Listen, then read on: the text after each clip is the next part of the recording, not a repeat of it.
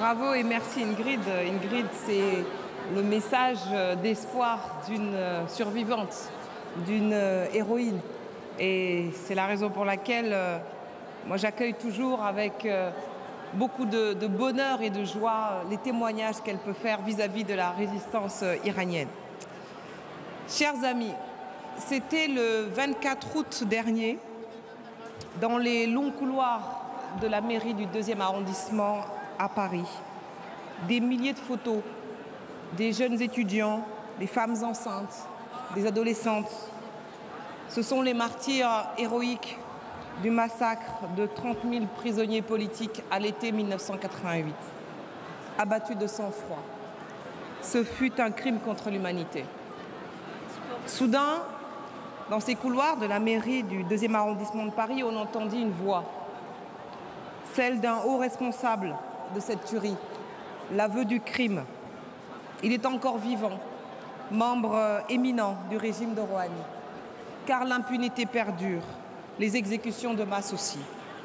Au nom de ces martyrs, il n'y aura pas de paix sans justice. Alors ne vous découragez pas. Déjà, lors du simulacre d'élection présidentielle qui vient de se tenir, leur souvenir, le souvenir des 30 000, est remonté jusque dans les discours de Rouhani et de ses amis conservateurs. Voilà maintenant qu'ils s'accusent mutuellement d'être responsables de ce crime. Mais cette commission de la mort qui déclencha ce massacre, ils en étaient tous membres, y compris ceux qui se disent aujourd'hui réformistes. Ils pensaient vous abattre. Ils vous ont renforcé en vous disséminant dans le monde, de l'Albanie à la France, de la Suède à l'Amérique. Partout, les ashrafiens poursuivent, disciplinés, enthousiastes, le combat de leur vie. Tant que les tyrans continueront à régner sur Téhéran, il nous faudra nous dresser contre la barbarie. Demander justice, obtenir qu'ils soient traînés devant les tribunaux. Il paraît que cette manifestation de Villepinte inquiète le pouvoir iranien. Le gouvernement français ne doit pas céder au chantage. La France ne doit pas troquer ses valeurs contre un accord nucléaire ou un accord financier qui seront de toute façon inefficaces. Alors continuons. Continuons à demander justice, liberté, démocratie. C'est encore une fois ce que nous réclamons. Au cours des 4 premières années de mandat de Rouhani, l'Iran continue à détenir le sordide record du plus grand nombre d'exécutions par habitant. Le simulacre d'élection présidentielle pour conduire Rouhani à la tête du pays n'y changera rien. Il n'est ni réformiste ni modéré. Et l'espoir est de notre côté, parce que le régime se fissure, sous pression. Les factions du régime se combattent. Et on a vu durant ce scrutin les portraits de Myriam Radjavi dans les rues de Téhéran. Et la résistance gagne du terrain.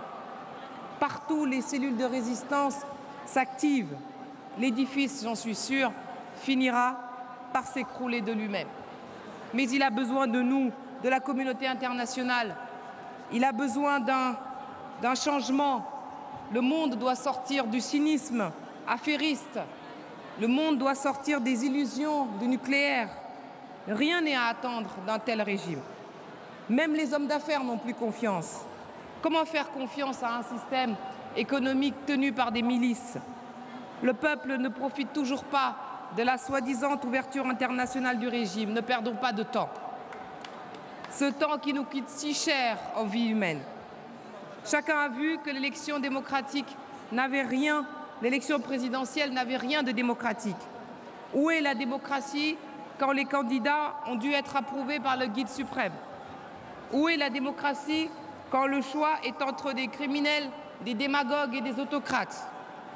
Où est la démocratie quand la peur, l'intimidation et le chantage règnent partout? Madame Radjavi, la résistance a votre visage, votre voix et votre détermination. La résistance est une femme. Et l'Iran a besoin de vous. Et vous avez besoin du monde. Puissions-nous être encore plus nombreux, plus déterminés pour conduire cet indispensable changement. Nous le devons à ce grand peuple iranien, l'une des plus brillantes, l'une des plus vieilles civilisations que le monde ait portées. Nous le devons aux 1000 d'Ashraf, Nous le devons aux milliers de martyrs. Nous le devons aux femmes qui luttent en Iran pour leur liberté. Nous le devons à cette magnifique jeunesse iranienne qui, à son tour, porte fièrement, bravement, le drapeau de la résistance. Nous le devons à vous tous, nous le devons au genre humain, au nom de sa dignité. Merci beaucoup.